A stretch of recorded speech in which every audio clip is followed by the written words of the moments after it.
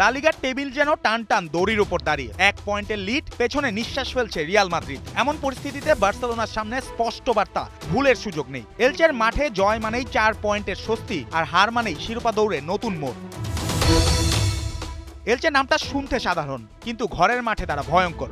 11 ম্যাচে মাত্র 1 হার, এই পরিসংখ্যানই যেন হুঁশিয়ারি। যদিও সাম্প্রতিক সময়ে ছন্দ হারিয়েছে সবুজ ডোরা জার্সির দলটি, নতুন বছরে জয় নেই, লেভান্তের বিপক্ষে হারের যন্ত্রণা নিয়েই মাঠে নামছে তারা। তবুও অবনমনের ছায়া মাথার উপর। বার্সেলোনার বিপক্ষে 1 পয়েন্ট পেলেও সেটিই হতে পারে সোনার সমান।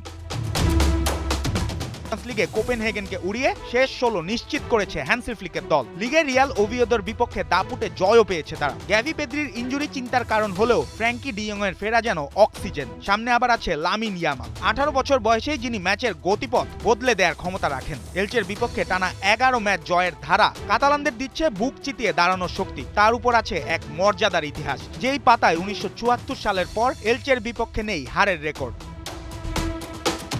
স্পেনের নাটক শুরু হওয়ার আগে নজর থাকবে ইংল্যান্ডে। প্রিমিয়ার লিগে স্ট্যামফোর্ড ব্রিজে লন্ডনের রাত, ডার্বির উত্তাপ, চেলসি বনাম ওয়েস্ট হ্যাম, মানে শুধু 3 পয়েন্ট নয়, মর্যাদার লড়াই। লিয়াম রোজেনিয়রের অধীনে চেলসি যেন নতুন রূপে।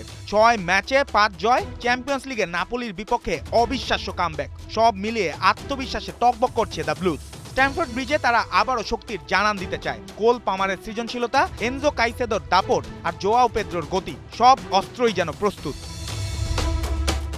ওয়েস্ট হ্যামের গল্পটা টিকে থাকার লড়াইয়ের। নুনো এসপারিতো সান্তের কাঁধে ছিল পাহাড় সমচাপ, তবে টানা 2 জয়ে ফিরেছে স্বস্তি। সমস্যা এখন একটাই, স্ট্যামফোর্ড ব্রিজ তাদের জন্য দুঃস্বপ্ন। পরিসংখ্যান বলে এখানে খুব কমই হাসে হ্যামারদের মুখ। তবুও বোয়ান সামারভিলের গতিময় আক্রমণে চমকের স্বপ্ন দেখছে তারা।